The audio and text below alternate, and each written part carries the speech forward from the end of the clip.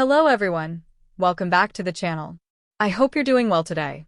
So, there's a pretty big development out of Washington, D.C. that I think we need to talk about. For the first time in years, National Guard troops on active patrol in the Capitol are now carrying weapons. Not just any weapons, standard issue M17 pistols, and in some cases even M4 rifles. That's a big shift from the unarmed presence people had gotten used to over the past few weeks. So, what changed? Well, Defense Secretary Pete Hegseth signed an order on August 24th that gave the Guard the green light to carry their service weapons.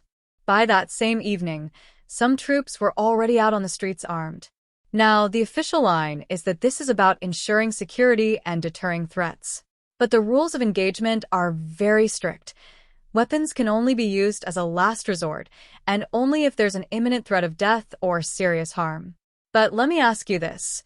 How do you feel when you hear about armed troops patrolling an American city, especially Washington, D.C.? Does it make you feel safer, or does it raise bigger questions about where this country is heading? To really understand this, we have to back up a bit. Earlier this month, President Trump declared what he called a crime emergency in D.C., which gave the federal government temporary control over the city's police department. Along with that came the deployment of hundreds of National Guard members from around the country. The strange part? The data shows that violent crime in D.C. had actually hit a 30-year low. So why call in the Guard, and why escalate now by giving them weapons? That's where the controversy heats up. On one side, supporters of the move say that having armed troops in high-visibility areas like Union Station or around government buildings sends a clear message that order will be maintained and federal assets will be protected. On the other side, critics argue that this looks less like public safety and more like political theater, an attempt to project toughness at the expense of civil liberties and local control. And if the Guard is supposed to be a last resort force, what message does it send when they're suddenly in the heart of the nation's capital carrying rifles?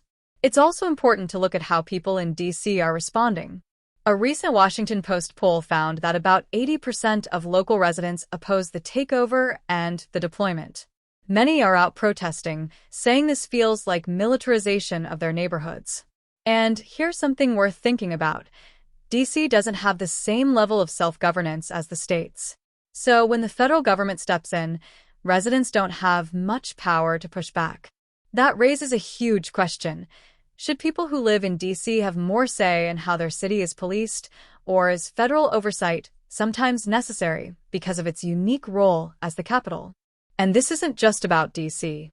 There are rumblings about deploying National Guard units with weapons to other cities like Chicago or Baltimore. But that runs into some serious legal hurdles, including the Posse Comitatus Act, which limits the use of federal troops in domestic law enforcement. So, are we on the edge of seeing a bigger national shift in how the military is used at home, or is this just a temporary show of force in one city? I'd love to hear your thoughts on this. Does arming the Guard in D.C. make sense to you, or do you think it sets a dangerous precedent for the future? Do you see this as protection or as overreach? Either way, what's happening right now is a reminder that the balance between safety, liberty, and political power is always shifting, and it's something we all have to pay attention to. Thanks so much for hanging out with me today and for being part of this conversation. If you found this breakdown helpful or thought-provoking, don't forget to hit that like button, share this with a friend who follows politics, and of course subscribe so you don't miss the next update. Take care, and I'll see you in the next one.